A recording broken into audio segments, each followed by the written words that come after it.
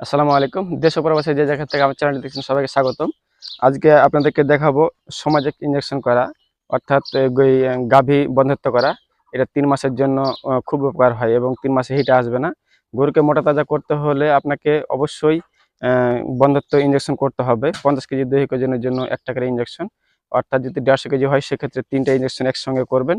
তাহলে ৩ মাস হিটে আসবে না। গবাদি পশুকে কুরবানির জন্য রেডি করতে হলে বা মোটা তাজা করতে হলে এমনি খাওয়ার জন্য বা কসাইতে বিক্রি করার জন্য সেক্ষেত্রে অবশ্যই আপনাকে গরুকে বন্ধ্যত্ব করতে হবে, না হলে গরু মোটা তাজা হবে না।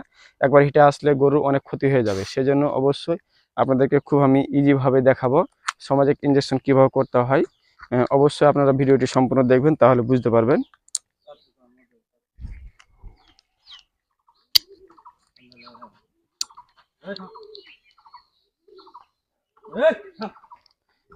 আমার হাতে দেখতে পাচ্ছেন ৩টে ইনজেকশন। ৩টে ইনজেকশনই আমি নিব।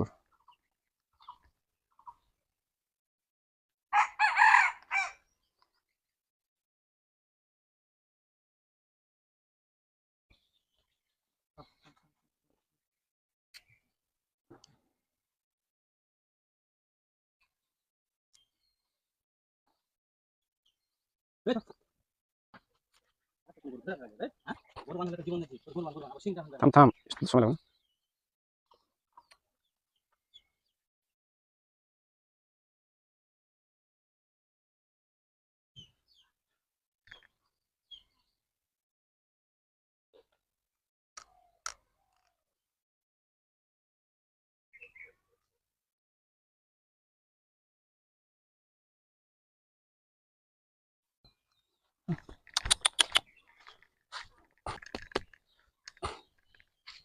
আপনাদেরকে দেখাচ্ছি ইনজেকশন করা।